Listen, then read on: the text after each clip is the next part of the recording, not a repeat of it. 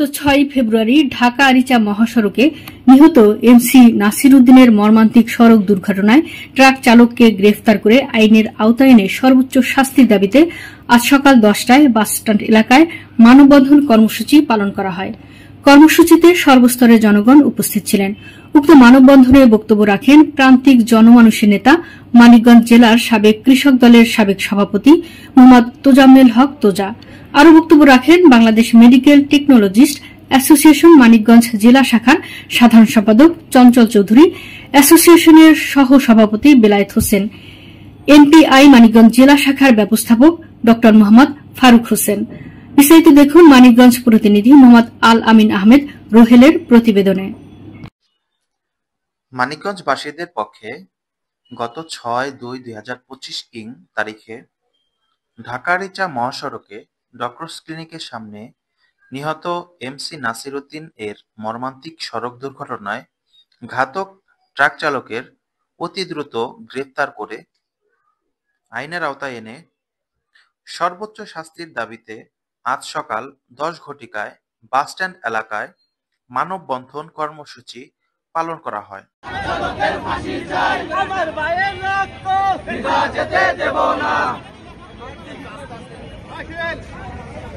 পূর্ব থেকে শুরু করে এনপিআই পলিটেকনিক ইনস্টিটিউট রয়েছে, ন্যাশনাল পলিটেকনিক ইনস্টিটিউট, সেখানে হাজার হাজার শিক্ষার্থী রয়েছে।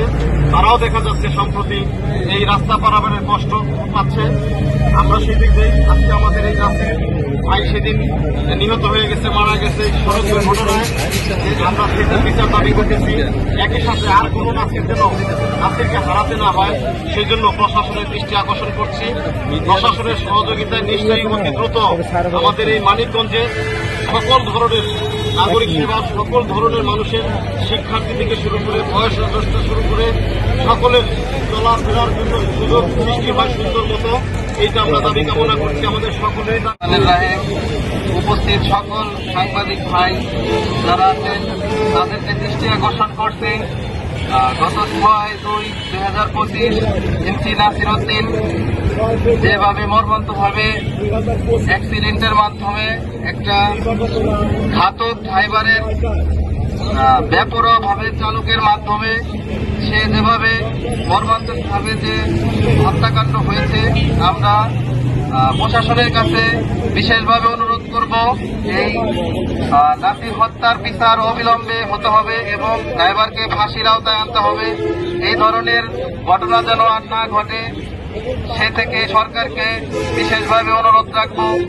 বর্তমান সরকার সিসিটিভি ফুটেজ এবং উপস্থিত যারা জনগণ ছিলেন তাদের মাধ্যমে বিষয়টি জানবেন, ক্ষতি যেন না হয় সেদিকে অবশ্যই দৃষ্টি দেবেন।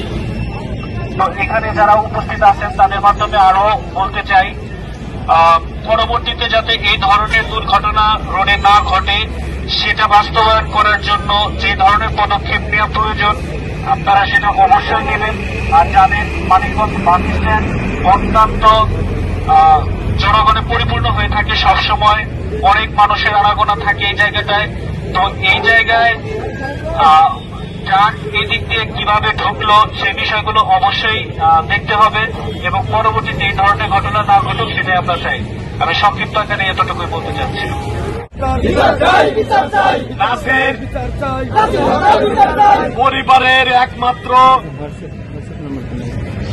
কর্মক্ষম ব্যক্তি ছিল, পরিবারের অবলম্বন ছিল নাসির, তার পিতা মাতা এবং তার একটি ছেলে সন্তান 3 বছরের 2 বছরের, তার স্ত্রী রয়েছে।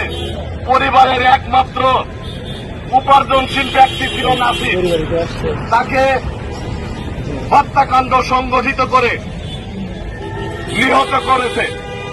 এটি অমানবিক এবং খুবই মর্মান্তিক ঘটনা। এটি নিছক সড়ক দুর্ঘটনা নয়, এটি বিভিন্ন পর্যায়ের অবহেলার কারণে এটি সংঘটিত হয়েছে। একটি বাস দুর্ঘটনায়, বাস ট্রাকের মুখোমুখি দুর্ঘটনায় 2 জন যাত্রী নিহত হয়েছিল। তারপরেও সন্ধ্যার পরে সেই একই দিন কেন সেখানেই আবার সড়ক দুর্ঘটনা সংঘটিত হয়?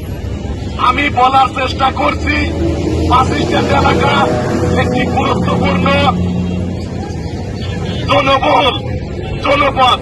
এখানে ট্রাফিক ব্যবস্থা শতভাগ কার্যকর নিয়ন্ত্রণ থাকা উচিত, কিন্তু তা সত্ত্বেও সকালে বাস ট্রাক দুর্ঘটনায় 2 জন নিরীহ যাত্রী প্রাণ হারায়।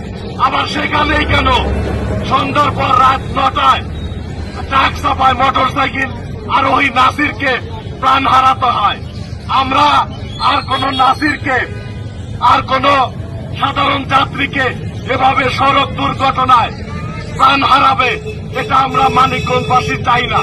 কাজে আমরা নিরাপদ সড়কের দাবি শীর্ষক শিরোনামে আমরা নাসির হত্যার সাথে জড়িত ট্রাক ড্রাইভার, ট্রাক এবং ট্রাক হেল্পারের দৃষ্টান্তমূলক শাস্তি দাবি করছি।